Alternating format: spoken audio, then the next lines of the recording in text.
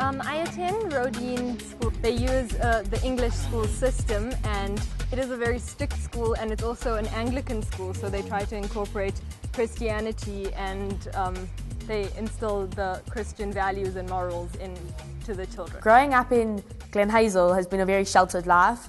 Everything you need is in a 2-kilometre radius. The synagogue you'll go to on a Saturday, your kosher butcher, your bakery.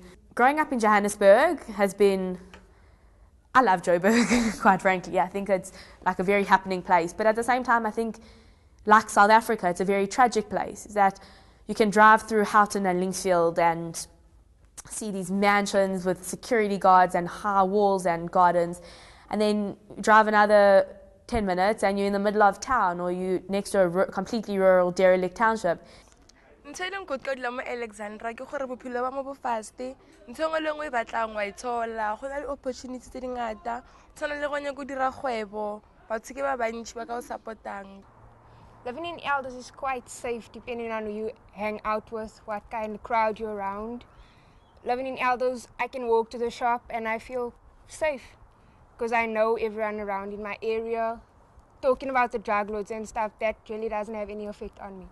Living in Alberton, my life is quiet. It's not as glamorous as people would expect if I lived in maybe central Joburg. But I'm very fortunate. My family has provided enough for me. My brother as well.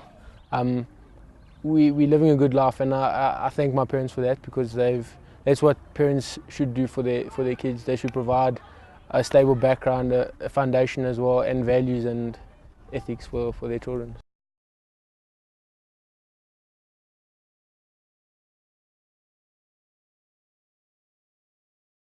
I'm not interested in educating myself about politics. I won't lie. I have no interest in doing it. It's not something I discuss with a lot of my friends. I mean, there are a few friends but those are few and far between who actually take an interest in it. But as a general rule, no, we do not talk politics. In my opinion, everyone I know who's so much into politics gets caught up in that whole vicious circle, and I don't want that. I think we don't remember what apartheid was because we never experienced it, so we don't really have a background to talk on about it. I don't think that we would be concerned about it because we haven't went through that. Democracy is about change, and so whether you're voting for what people perceive as the wrong party or what people perceive as the right party, the importance is that choice. Okay, now vote it means gore tsan ke change bophelo ba batho ba bangwe, because a single vote yaka it will a difference go di voting setting. So I believe gore nka vote it will a big difference gore okay maybe ANC ka win or any political party ka gona win because of vote yaka. It's exciting to have the ability to vote next year for the first time. It's the first time you're going to actively shape the future of your country, and that's the real thrill of it. I'm going to decide how to use my vote by actually doing research, because at the moment I'm not sure. Most parties have their own little something that they can give back to the country, and others lack what they need to give to the country. So by hearing what other people say and their opinions of the different parties, and by my research, and my parents included, I think that'll give me a better understanding of who to vote for. I admit I haven't done the appropriate research, and anything I know about politics is either from the newspapers, which I read, and that's journalism, and the side that my parents take and who they vote for.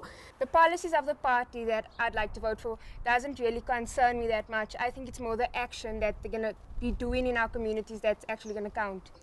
Nah, nka votela ANC because of gore ke be ke tle mo ke leng ka teng mo di RTP tse ke tlong ka teng, it's because of ANC, because ko ne ke dula ko teng ne ke sena access ko electricity, like everything was just bad. So now I think ANC and some people because of now we're electricity, RTP, it's much better now, it's clean. I don't believe that the DA appeals to me completely and that I'm a die-hard DA supporter. They seem to have gotten a few things right that some of the other parties haven't, and yes, they do have their downfalls as well. Okay, I can't get to vele. Mara I ke sure gore ke ile etsang cause as gale ba formula party eo, but then I think le yona I get the same thing as ke mention like ANC gore ba supply batho ka dintlu ba etselo tse ba bonang gore batho ba di need. Yeah, le yona ka ba political party eleng good. I get to be a lot of information ka agang actually. From what I've seen in a university context and a school context, even my my exposure to what I read in the news, the EFF hasn't gotten a lot of support, and I think that that's because of Julius Malema's reputation. But I'm not going to say yes, everything they do is bad, because I have no exposure to because of their relatively new status. I have no exposure to what they are capable of and what they can do. So I think that that's kind of a wait and see what happens in that space.